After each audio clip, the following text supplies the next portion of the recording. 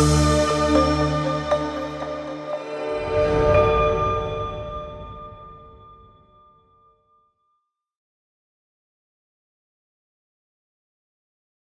next session is going to revolve around the art of biography writing.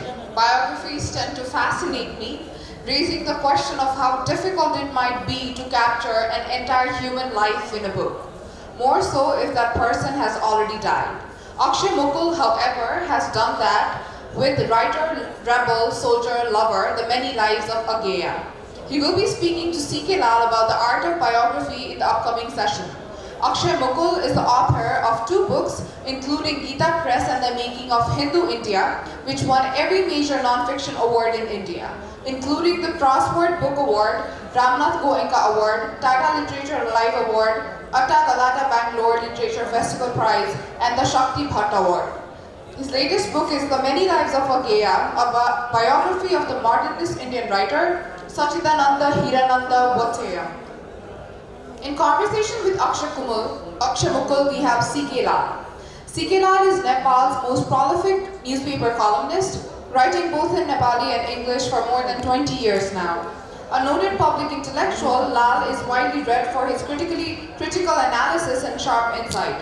He is also the author of a number of non-fiction books about identity and politics. Let's put our hands together for C.K. Lal and Akshya Mukul. Welcome you all to the siesta session. Every self-respecting South Asian would like to have a nap after the lunch. In the service of literature, Akshya has made this great sacrifice to come to the siesta session. So, an applause for Akshya here. That's a huge sacrifice for a South Asian. This is supposed to be a conversation, some kind of an informal kind of talk, but for my convenience rather than Akshaya's, I have decided to give it some kind of a formality. I'll first introduce Akshaya, even though he doesn't need much of an introduction, and then talk about 2 of his magisterial biographies. One, Gita Press and the Making of Hindu India, and the second one is Writer, Rebel, Soldier, Lover, The Many Lives of Agyeya. About this book, Ashok Bajpayee has written somewhere that no such scholarly, well-researched book has been written about Hindi literature in any language, neither in Hindi nor in English. So that's one. And then, the hosts want us to talk about the art of biography.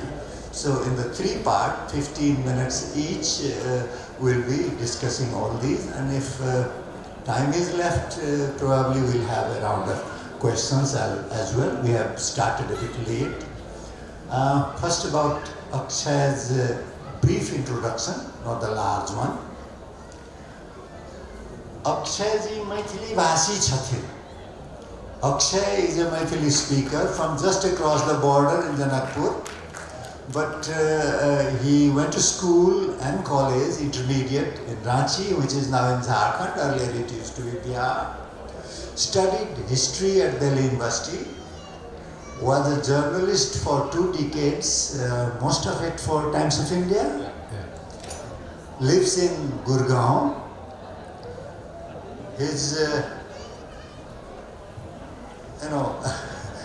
when he lives in Gurgaon, I said, but the name has been modified into Gurugram, which I find a bit disappointing. Gurgaon was very good, Gurgaon, the sweet sound, but Gurugram is kind of threatening kind of a name.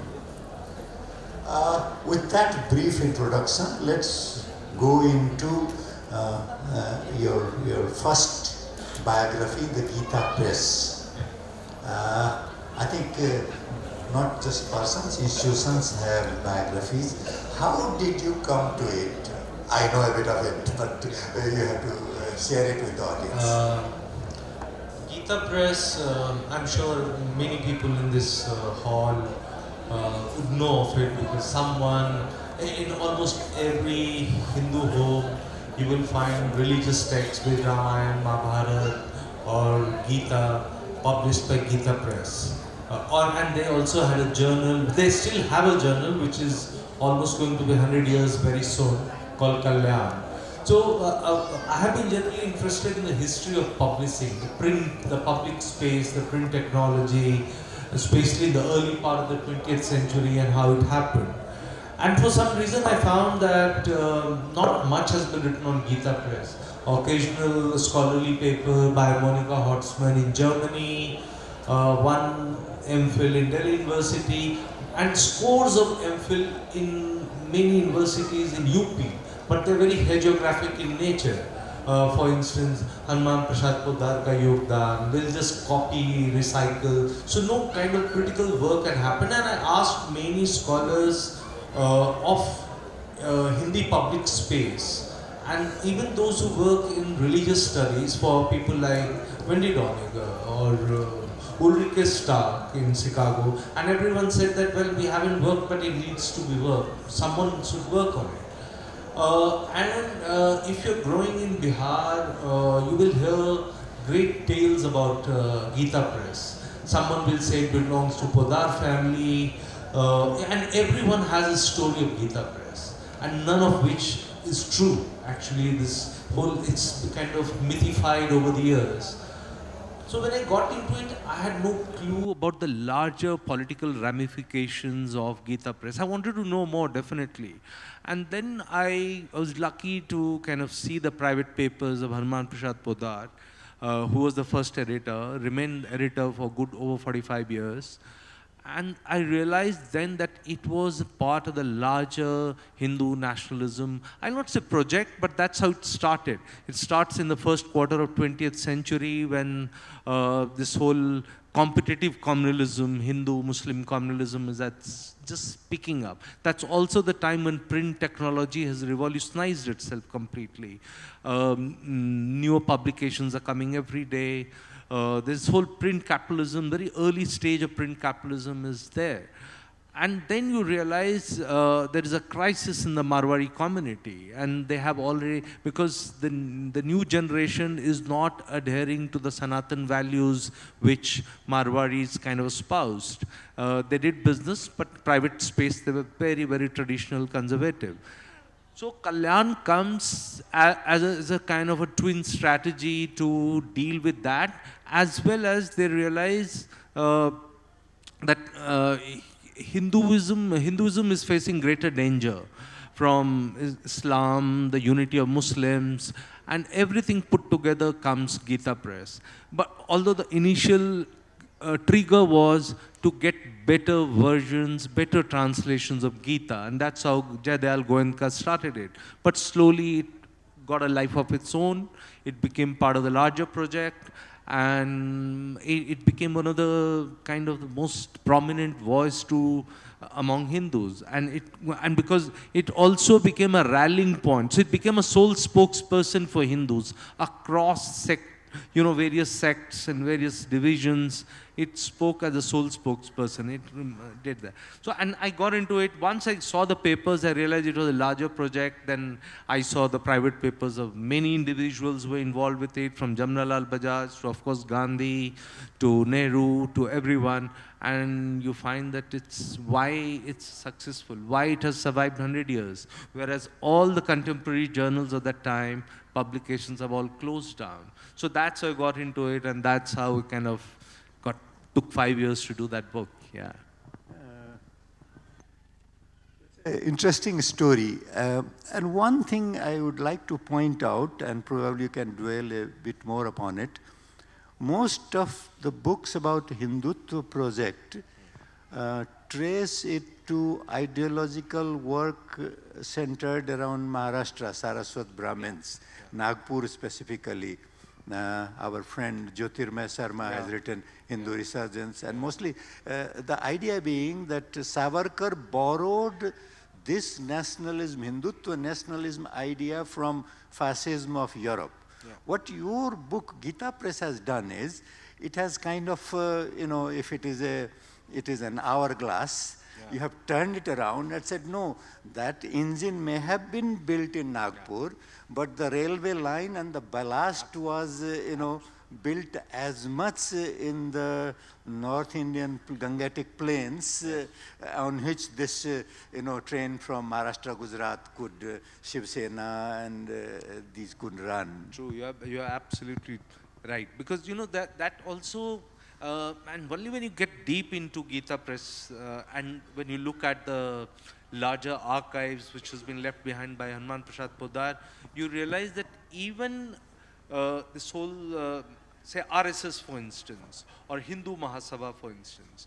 Hindu Mahasabha was mostly a North Indian kind of phenomenon like RSS, which had a big influence in western part of India. So you realize that they also needed, as you said, the vehicle of Gita Press. Because Gita Press's biggest kind of USP, if I can use that word, was that it could reach ordinary Hindu homes. Their journal reached ordinary Hindu homes. Hindi-speaking ones. Hindi-speaking ones. And they were also the first ones to realize the power of diaspora. So 1934, they started what is called Kalyan Kalpataru. I know a Jamaican author who grew up partly, very briefly in Jamaica she grew, and in New York. And she remembered being spoon-fed Gita Press stuff by her grandmother in Jamaica, and the books are now coming, they're coming to New York. So, you know, so they were the first ones to recognize that, Gita Press. So what I'm trying to say that even the RSS needed the vehicle of Gita Press to reach ordinary Hindu homes. And everyone, not everyone who read Kalyan was communal, not at all. Even now or everyone who reads is not communal. What they, see, housewives, our grandmothers, mothers were reading it for, just for celestial positions. Kis din brat rakhna hai, kis din upwas karna hai, kis din purnamasi hai, chandramasi, you know, all those things. And they recognized it very early on. And theirs was a very ritualistic Hindu world, which Gita Press was working on. And in which politics comes in right in the beginning, very subtly. By mid-30s it becomes prominent, and by 40s it's vocal, strident. It's very, very, you forget that Gita Press Kalyan was Bhakti Gyan or Vairagya Ka Masik. They called themselves Bhakti Gyan or Vairagya Ka Masik, which was not. That brings me to this political economy of Gita Press. You have pointed out, you have given it in a quite detail, but part of it was this interesting character, Bhaiji Hanuman Das Poddar, and the desire for Marwadi in Calcutta to rehabilitate themselves in society, not being thought of as money lenders, earning money very fast. And one way they thought they could do best was, resurgence of Hinduism and being a supporter of religion, and take away that mantle of responsibility, dharmo rakshati rakshitah, from the sword holders, the Rajputs, to Vaisyas. This political economy part, how Hanuman Prasad Poddar managed to rope in very influential Marwadi businesses from not just Calcutta, but even from places like Bombay and even South India. Yeah, but, see, as I said earlier, he also, all these things are happening also coincides with a crisis in the Marwari world.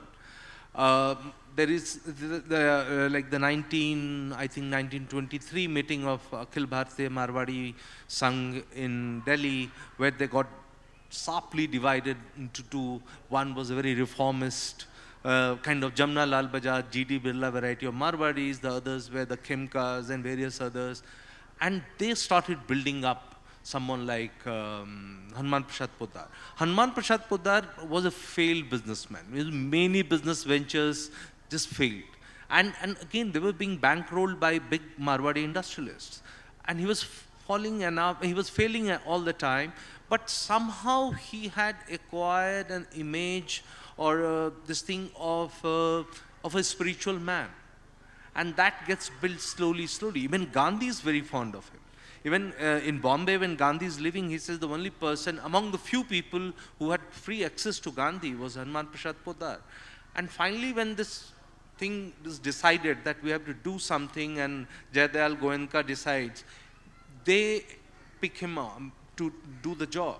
He is not very keen initially, and every few years he says, I'm leaving, but he continues. And we see the gradual building of Hanuman Prasad Poddar to the extent by, I think, 1930s or late 30s, early 40s, he's talking of having encounters with God and everything. So they build him up as a person who never, they even call him, I think they call him Nitya Leela Leen or something, something like this, you know.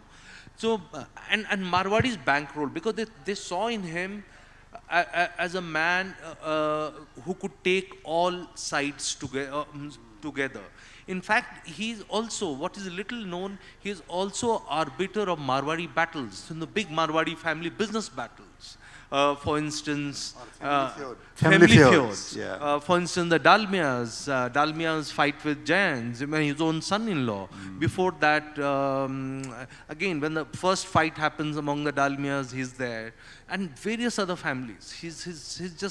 And what they say is seen as a word of God. Is that will not, in fact, when part of the reason may have been because Dalmias were big funders. Yes, Dalmia was big funder. Ramakrishna Dalmia was very close to him. After making their money from silver trade. Silver and opium. Yeah. Opium. All of them were making money out of opium. And in fact, it was a bit of a contradiction that here was Ramakrishna Dalmia, who married 6 times. And here was Hanuman Prasad Poddar, who always had huge problems with this, and the kind of the sheer portrayal of women in Gita Press publications. And here was his friend who was doing this, and then he says, you know, what to do, this is an act of God. There's something about his libido which we can't do anything about, and he keeps marrying, and he's also funding Gita Press in a big way. But then Dalmia was not alone. Initially, yes, but eventually we find that every Marwadi, this huge Marwadi network, even now it has not changed. Even now Marwadis fund it in a big way. Yeah, something to do with Hanuman Prasad Poddar's ascetic, trying to put himself publicly as an ascetic, as a, God has been revealed. So, this ascetic look in South Asia has a very wide appeal. In Nepal, we had Krishna Prasad Bhattarai, Sant Neta, and in India, you have Modi ji going for ascetic look, and now Rahul Gandhi copying the same. And I'm not sure, I think you have done it before, Rahul, so I'll stop it there. And we go to another book. हामी second part सक्यौँ अब third पार्टमा गजबको 2टा किताब छ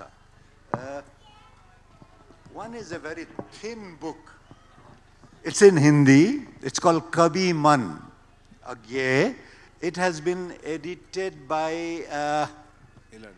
Ila Dalmia. By that time she had become Ila Dalmia Koirala.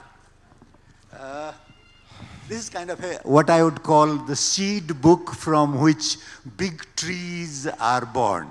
And one of those big trees is this, 800 pages, 500 plus of text, and then notes, explanations, acknowledgements, you have it all. We'll go into this book briefly. This book says, writer, rebel, soldier, lover, the many lives of Agyeya, Akshya Mukul.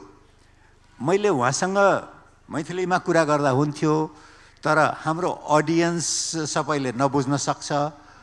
अंग्रेजी यो पुस्तकको काम भयो, तर अज्ञेयको काम धेरै जसो हिन्दीमा पनि भएको हुनाले यो पर्सनमा अलि हिन्दिलिसमा चाहिँ गइन्छ होला जस्तो लाग्छ मलाई।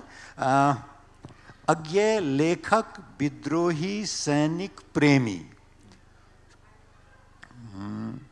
प्रेमी की जगह मासूक कहते तो ठीक रहता। मासूक आप कह सकते हैं हिंदी में, जब हिंदी में आएगा तो मैं जरूर इसका ख्याल रखेंगे हम।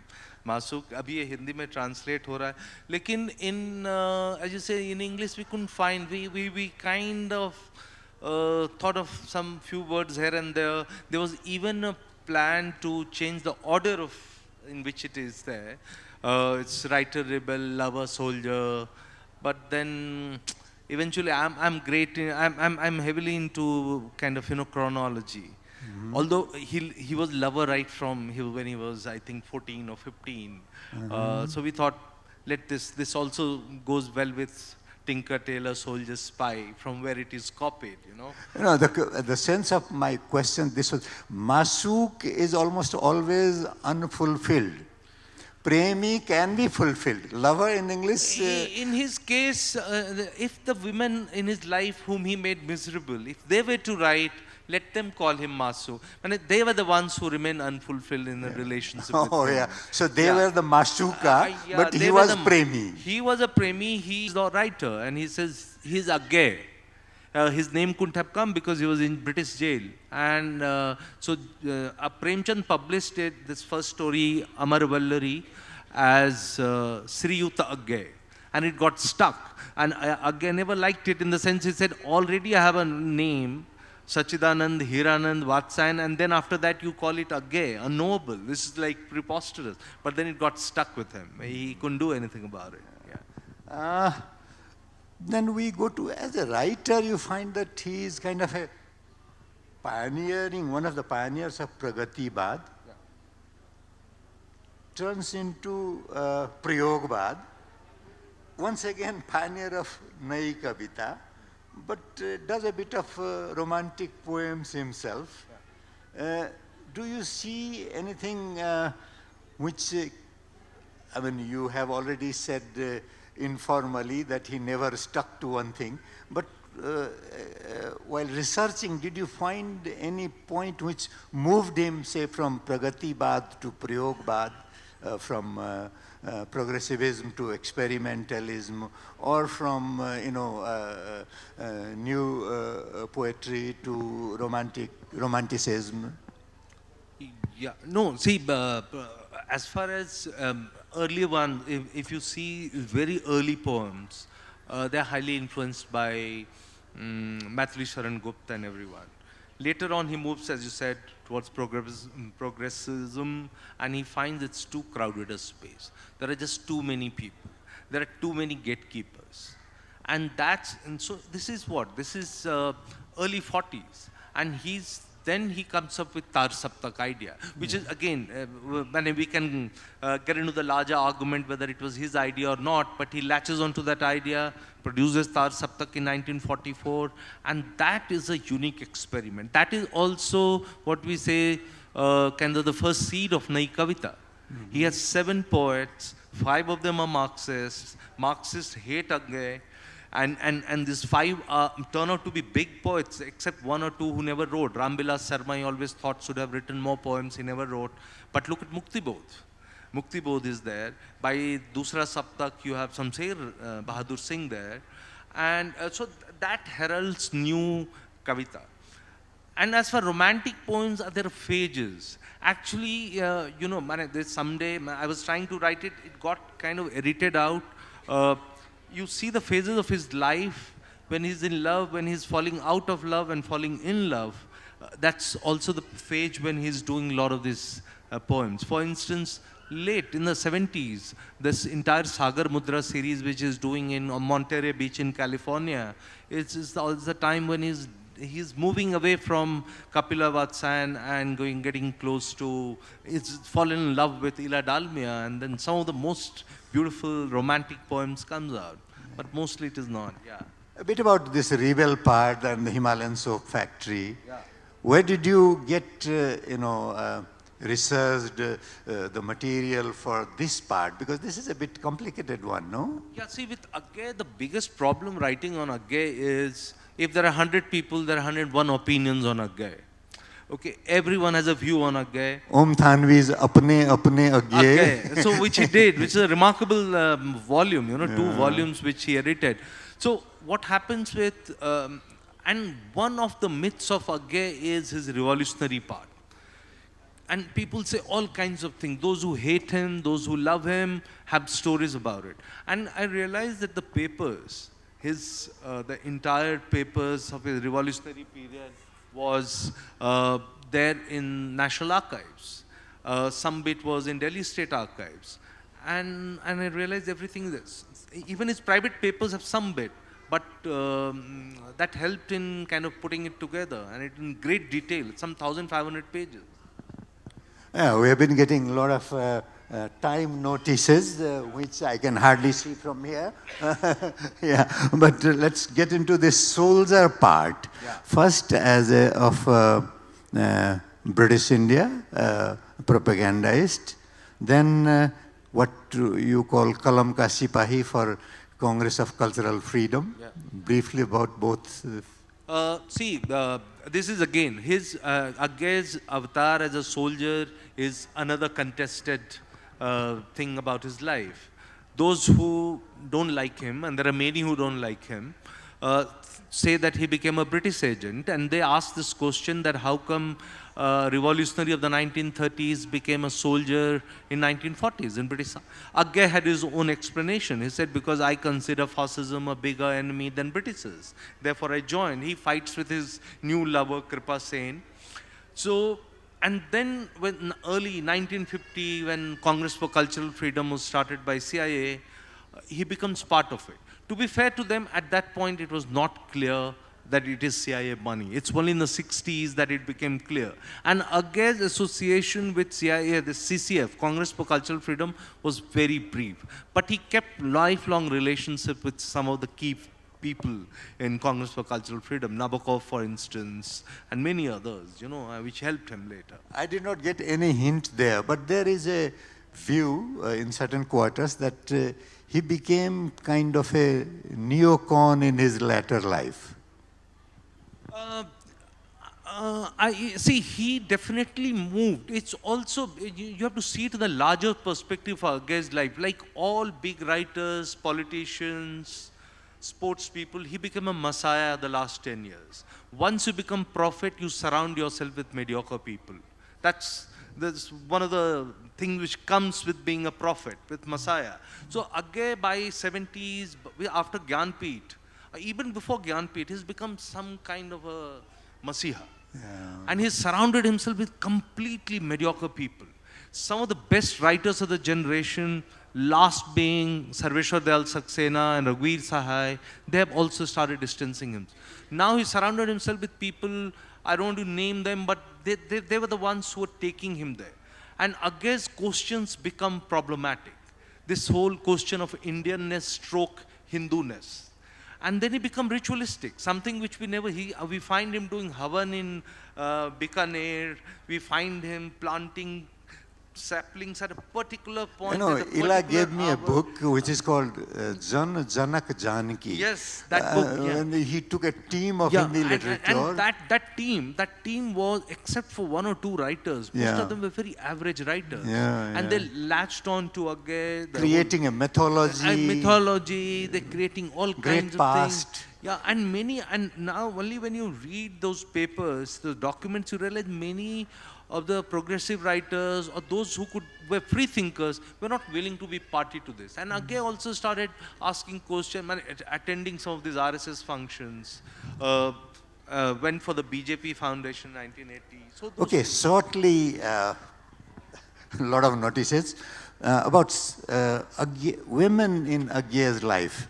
Anything that you have hidden from your book about Santosh or Kripa, Indumati, Kapila, Ila? Nothing. Not a word I have hidden. Not a word. I generally don't like biographies which hide things, so I have not. So no revelations for this audience? No, there's enough revelation in the book about his, and mind you, I was also writing, his family is very much around. Although he was not even close to the family, the private papers were not in the custody of the family. So some of them were kind of startled about the relations with Indumati. They thought it's only a family gossip. They didn't realize there'll be documentary, brother knowing about it, or father knowing about it. Or I think this woman Kripa, for the first time you came up with this revelation? Yes. Kripa is the character of Sasi, no, I think, yeah, of Nadi Ke Dweep. Nadi Ke Dweep. She is the character, in fact. Yeah. Now, briefly about this art of biography. One biography of yours is institutional, other is of a very towering personality. I think 20th century's most notable Hindi literature. Actually multi-dimensional personality. In this book, he has talked about, how to digitize Devanagari numericals so that computers could read it easily. His mind used to work botanical names for in Hindi for different plants. So about a personality. What is the difference between writing a biography of an institution and of an individual? Basic thing doesn't change. Just don't brush anything under the carpet. Don't try to, it's not a biographer's job to defend someone. Don't defend someone. Don't vilify someone. Say it as it is. Don't hide anything. Just don't hide anything. And some of the best biographies I have read have been like this. For instance, you read Leon Edel on Johnson, or this Lyndon Johnson, Robert Caro, or John Richardson on Picasso. Everyone, then it just takes away everything. Why make him a god? Despite talking about his weaknesses, what I have tried to do is humanize him. Because on both sides, there is this whole myth about Agyeya was a god for one, Agyeya was a villain for another. He was mix of both, like all human beings. He was, so the thing is that he fell in and out of love. He was very extractive in relationship. Does that take away from his literature? No. Will I read him again? Yes. I have given 5 years of my life doing it. So there has to be some empathy, but again, no hiding.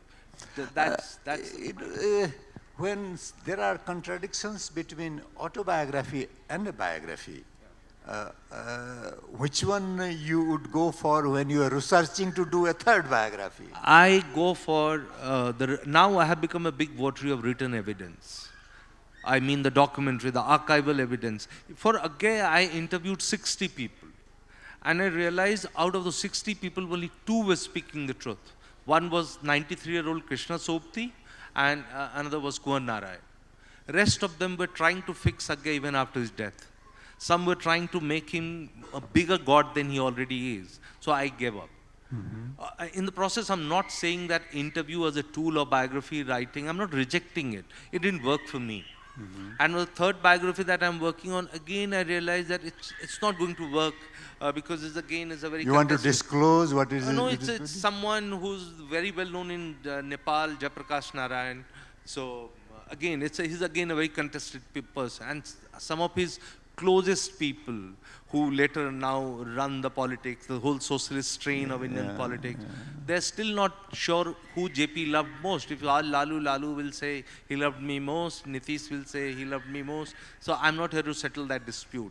So I'll go for the archival evidence. This Virginia Woolf's Granite and the Rainbow Art of Biography. So you prefer granite rather than chase the rainbow?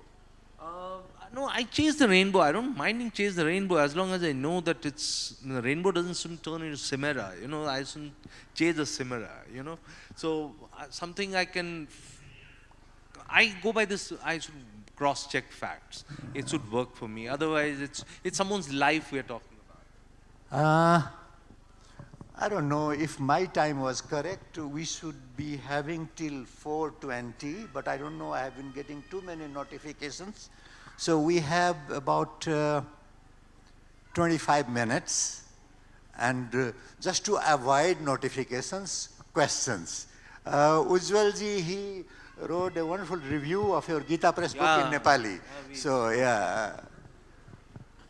Thank you very much, Sikidai, for giving me this opportunity to talk to Akshya. Yes, last night also we had a brief conversation on his biography. I mean, he's done invice work, in both the biographies. I've written one review of his previous one, the institutional one.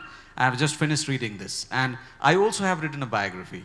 And when I compare my biography with the one that you've written, I find myself unlucky in one sense. And then when I compete my biography with yours, I think I win the rest, because you have hit the jackpot because you got like 20 trunks of letters, and I didn't get even a single letter to, you know, engage with and then write my own biography. So I relied on the published texts.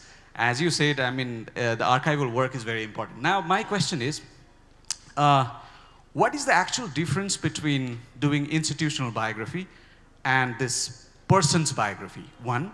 And two, like, were like these people who were the, you know, patrons of this Gita Press and the people who supported the whole institution politically, were they ready to give you access in terms of like writing a biography? And one additional question. And what was the, you know, role of the family of this personality that you have written and people who are now like trying to appropriate Agyeya? I mean, did they try to influence you or your work? Thank you. See, first I'll talk about Gita Press.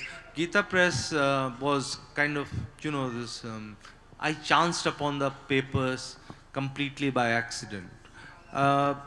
Only when I got the access and when I kind of convinced them that I need to photocopy them, I had to tell them, look, all that I'm going to write might not be very glowing. I will not try to hide the things that Gita Press said, the way it has influenced, the way it kind of helped the print Hinduism. I will not. In fact, as Kumar Ketkar, who's a big Marathi journalist, said that, you know, at times you read, you find that you're writing in favor of Gita. I was not writing in favor, not writing against it either. All I was trying to say is that it started as a religious publishing, this thing, in a context of a very divided, you know, this competitive communalism of the 1920s, and it had political undertones which became overtones, and then it became shrill in the 40s. And that had to be told, because that also explains the state that India is in today, especially the North India. And so they were upset, of course. And the Gita Press never gave me access or denied access, because Gita Press right from the beginning said we have nothing. So it came from the place in Gorakhpur where Podar lived, called Gita Vatika, which is on the other end of the city. And that's where the papers are. And Podar, by the time Podar died and after his death, there was a lot of complication in the relationship between Podar family, his grandchildren, his daughters and all, and Gita Press. So it's kind of, so Gita Press was upset that the Gita Vatika people gave me access and all, but kind of, and they attacked me. Panjani attacked, and organizer wrote 2 pages, Panjani wrote. So that comes with the territory, so that was fine. As far as Agyeya is concerned, Agyeya's papers were never part of the family. When he had created a trust in his lifetime, which was later on run by his partner Ila Dalmia, but then by then she was Ila Dalmia Koirala. Then she unfortunately died of cancer in 2002, and before she died, she passed it on to people like Karan Singh and others to run this trust, Vatsal Trust. So they, the custodians of the papers, and they never bothered me. They just gave me, they said, do whatever you want. I scanned 20 trunks of papers, running into 75,000 pages. No one asked me anything. I wrote what I wrote, and it just came. Now the papers are going to Asoka University archives. So yeah, absolutely no pressure from anyone. Yeah. Goenka Prize given by Modi because organizer and RSS papers have criticized you for writing it? No, by then they had not criticized. They criticized me much later. Okay. I didn't go because it was Modi. Oh. Yeah, I didn't go because it was Modi. Hello sir, this is Suraj Subedi. I'm also working on a biography. So I want to ask about your process of writing. I mean, when did you start writing? It started after completing the research process, or it worked simultaneously? How did it? Well, I generally start when I have some narrative in the head. Research never ends. Research never ends. In fact, even after the book came out, some people sent me stuff on Agyeya, which ideally I should have included. So research never ends, but at some point you have to put an end to research. You start writing because in the process of writing also you will encounter many problems. And if you have very cruel editors, which I have and I love them for it, I have editors who just straight away throw away chapters saying, what kind of garbage is this? What happened? Why is there such a missing link? And then they send you back to the archives. They send you back for research. And I have been blessed by very cruel editors. And so, so at some point when you think you have some narrative in the head, which can be backed by facts, start writing. Only when you start writing, you will encounter more gaps. Otherwise, you will never, I have a friend who's researching a book for 17 years, so it will never end otherwise. Yeah. Hello. My name is Shiva Prakash. Nice to hearing you guys. Thank you very much. I have a little question. It's a very simple question. A question for both, actually. Mr. Shikelal and sorry, Akshay, Mr. Akshay as well. You just mentioned a little while ago, actually when we're writing, like your journal, you just mentioned don't hide anything. Yeah. Is that right? Yeah. Okay. Now, without hiding, anything exists. Look at the earth, look at the cosmic, look at all human beings. So, I guess everything and everybody hiding something. So, do you believe without hiding exists anything? Thank you very much. And I want to answer from Shikelal as well. Thank you. Very deep questions which Mr. Lal will address more eloquently. I was just on the art of biography when I said don't hide anything. When I say hide anything, there will be, of course, there will be stuff which will be hidden. Because see, there is also politics of archive. For me, truth is what exists in the archive. There are things which does not exist in the archive. For instance, in my biography, I'll tell you, if you are a keen reader, you will find that what happened to his cousin he was in relationship with. Suddenly she vanishes. She vanishes because no paper exists. So of course I'm trying to hide something. I'm hiding, but then I'm not making up. I stop where I have no evidence. I could have cooked a story. I could have said something. So, well, I'm hiding something. What happens to Kripa Sen? She too vanishes in thin air. Right? So, because my bottom line is, I will not write anything which cannot be verified, which cannot be corroborated. So, hidden, you asked a very deep question. Of course, the things are hidden.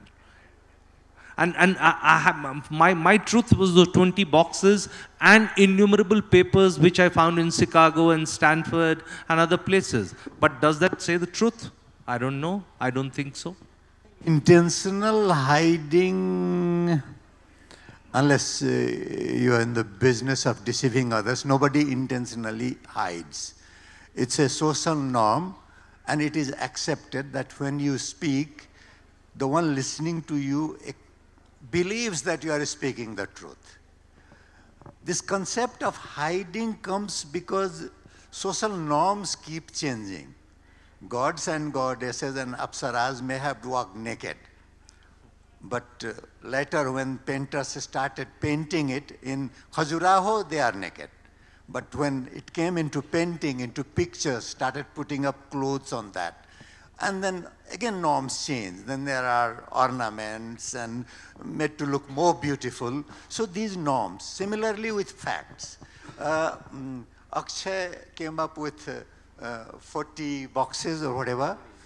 20. Tomorrow another 20 boxes may come up where, Agyeya had gone. And some of those facts may contradict each other. So then you can claim that he was hiding, or Agyeya was hiding, or the new boxes are revealing something new. So there's nothing absolute about it. It's all relative. Does that make sense? Yeah, absolutely. Good afternoon, Akshayji. I'm Nirajan. First of all, thank you very much for writing the book on Gita Press, because it helped clearing the divineness around the press that had we have been listening since childhood that Lord Narada came to the dream of Hanuman Prasad Podar and he asked him to write a book, and some 2 trucks of paper ink came out of nowhere and they started the press. So thank you very much. I don't think my father would like to listen this part of the story. But my question is that when I went to the bookshop and brought out the book, the reviewer were Arundhati Roy and Ramchandra Guha. Yeah. So we know that, like from my reading from Twitter and Indian media, we know on what side of political spectrum they stand. So don't you think that on the cover page you have written the review of those two, so the people on the right side of the spectrum might never touch your book or just leave it? Because one of my cousin, he's a big fan of Indian right wing, so he said, oh, I know what kind of book it might be written. So can you I'll tell you what. When I wrote Gita Press, by then I had already done over 20 years of journalism, and even if Arundhati or Ram had not endorsed it, right-wingers would not have read me. Let me tell you, because I also come with a certain kind of, I was doing 20 years of journalism behind me, and I was, the kind of journalism I was doing already, even in the peak of my journalism career, Panchjani had a full page on me, calling me ISI agent. So, if you think they were dissuaded because of Arundhati Roy or Ram Guha, I don't think so. Basically, right wing, they have antipathy to scholarship. They start abusing you without reading you. Yeah, whereas you and I will read Hindutva of Savarkar or Golwalkar, they will not read and they just, so it's sad, but what can you do about it, you know? 8 minutes, I was keeping time, but we have to stop because hosts are always right. Guests are not always right. See, just as Agyeya is unknowable, Akshya is unending. Akshaya, jiska chhay nahi hota. So he has more answers than I have questions, but we have to close it here. Thank you very much, and thank you, Akshaya. It was a pleasure talking to you. Thank you, thank